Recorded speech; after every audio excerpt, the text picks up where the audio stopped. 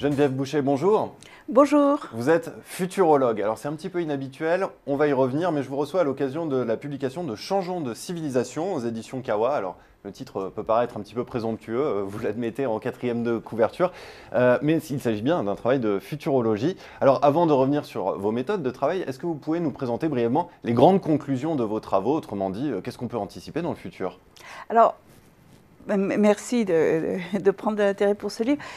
En fait, pour comprendre les conclusions, il faut peut-être comprendre la question de départ. La question de départ, c'était est-ce que la civilisation occidentale, pas celle qu'on vit en France, mais la civilisation occidentale qui sert de référence à l'évolution de l'économie actuellement, est en train de s'effondrer ou va s'effondrer parce qu'elle contient des contradictions? Où est-ce qu'elle en est exactement? Et donc, en fait, je suis arrivée à la conclusion qu'effectivement, il y a une civilisation qui est en train d'émerger et l'ère industrielle que nous venons de vivre, qui a duré 1,5 siècle, 2 siècles à peu près, n'est que la racine de ce renouveau. Et en fait, on va voir apparaître une reconfiguration de tout un ensemble de valeurs que nous avons, qui nous ont portés jusque-là et qui vont évoluer. Alors, par exemple, la valeur la plus spectaculaire, c'est notre rapport à la nature. Hein, voilà. Et notre rapport à la nature, il introduit notre rapport à la propriété, donc notre pacte social, qui est propriétaire et qui travaille pour les propriétaires, etc. etc. Donc c'est un sujet de très grande ampleur.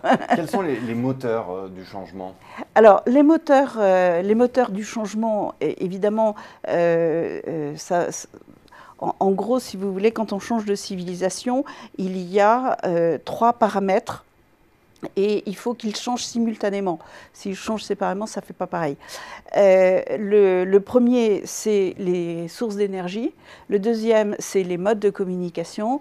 Et le troisième, c'est la remise en cause d'une ou plusieurs valeurs fondamentales. Les sources d'énergie et les communications, elles subissent des changements extrêmement profonds. Mais ce qui est très extraordinaire, c'est que elles vont dans le même sens, c'est-à-dire qu'on passe d'une organisation pyramidale à une organisation en réseau.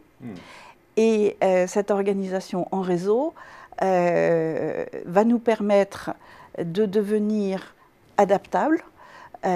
Or, dans l'histoire des espèces, celles qui arrivent à passer à travers le temps, ce sont les plus adaptables. Par exemple, une fourmilière qui est composée de fourmis, eh bien, les fourmilières sont très atomiques et donc arrivent à s'adapter à toutes les circonstances. En revanche, un dinosaure qui est très spécialisé pour un environnement, quand l'environnement change, il n'a pas le temps, parce qu'il y a un organisme trop complexe, il n'a pas le temps de suivre l'évolution. Nous, c'est ce qui est en train de se passer. On est dans une phase d'évolution extrêmement rapide et il faut que nous passions à une organisation modulaire. Et cela veut dire qu'il faut également changer les institutions. Alors, justement, ce livre passe en revue toutes les zones de friction de nos institutions pour voir comment elles ont été designées pour faire éclore l'ère industrielle, elles ont été adaptées pour faire face à la mondialisation, et bien comment elles se reconfigurent dans cette nouvelle donne. Et on voit qu'il y a des institutions qui sont beaucoup plus poussées que d'autres. Je voudrais que l'on parle d'un sujet en particulier, l'économie. Vous êtes sur Xerfi Canal. Vous dites dans vos travaux que monnaie et pacte social sont des innovations prioritaires. Pourquoi? Voilà, parce que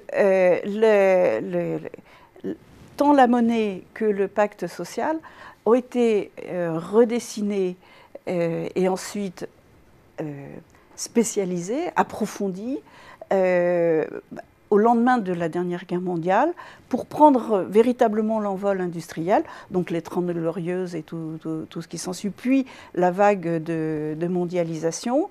Comme je vous le disais tout à l'heure, quand on a un organisme très puissant et très spécialisé, il devient un danger pour l'espèce. Donc on voit bien que c'est de ce côté-là que ça va frotter le plus fort. hein. Voilà. Et on voit déjà aujourd'hui l'émergence d'un nouveau pacte social, selon vous? Alors, oui, parce que on est dans une phase de révolution latente, on va dire, hein. Et cette révolution, elle ressemble à aucune autre dans l'histoire de l'humanité. Parce qu'elle n'est pas portée par un pays ou surtout une classe sociale qui émerge, elle est portée par une génération, la génération Y et toutes les suivantes, qui en fait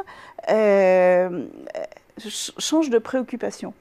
Hein. L'ère industrielle, c'est le bien-être pour tous grâce au progrès technique. Et la génération qui arrive, elle, ce qu'elle veut, c'est s'accomplir. Accumuler du bien, voire même de la richesse, ce n'est pas du tout sa priorité. Sa priorité, c'est de pouvoir réussir son parcours de vie.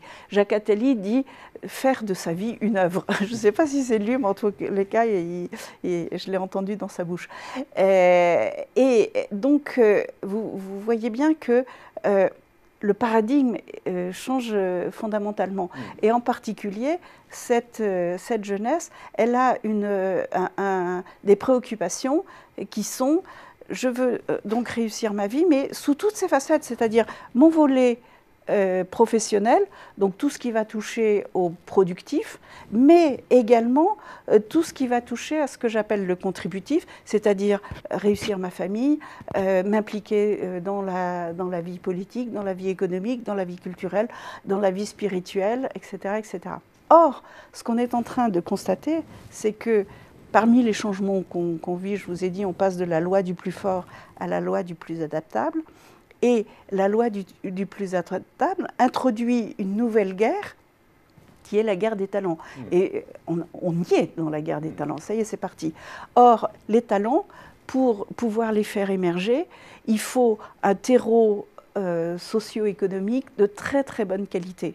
Hein. L'autre jour, j'entendais un journaliste qui disait, bon, quelle est la société vers laquelle on va? Est-ce que ça va être le modèle Amazon, où il y a des petites mains qui emballent, et puis des informaticiens qui sont très bien payés parce qu'ils font une plateforme super intelligente, puis les propriétaires, ils sont en dehors de l'épure.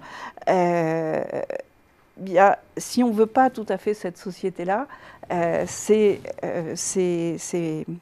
tous ces espaces de réussite de vie qu'il va falloir développer. Et en particulier, comme le terreau de qualité est important pour permettre aux talents de se développer et voire même d'en attirer, il va falloir trouver des mécanismes qui récompensent les activités contributives. Et c'est là où notre modèle économique est remis en cause. Et doit s'adapter. Et doit s'adapter. Et donc, dans le livre, je propose des pistes de travail.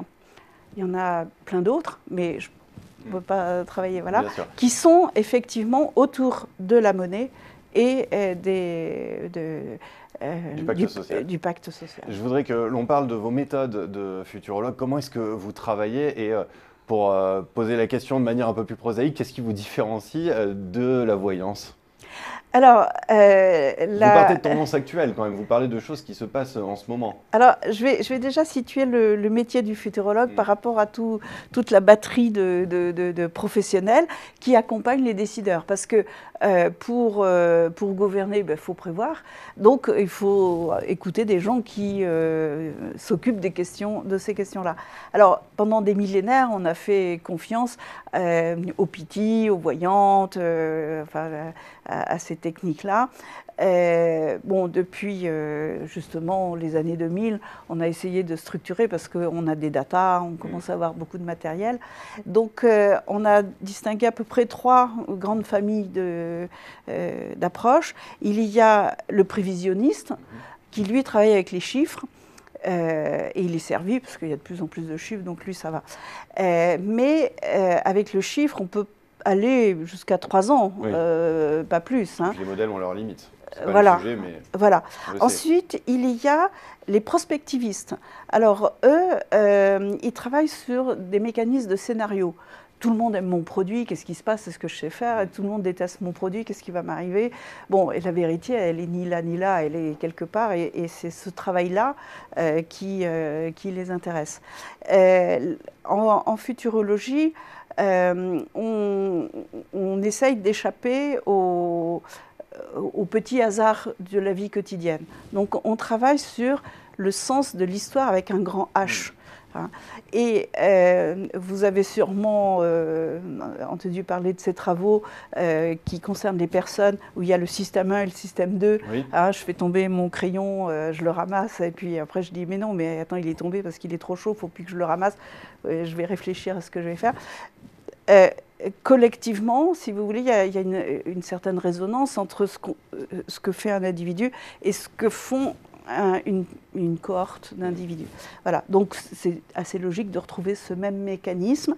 Donc on travaille sur les faits très récents qui sont ceux dont on se souvient, et les faits très lointains qui sont inscrits très profondément en nous. On n'en a souvent pas conscience. Par contre, on les fait au quotidien avec des gestes ou des expressions et qui ont un poids tout à fait énorme. Et c'est ce qui nous permet de définir les nouveaux paradigmes.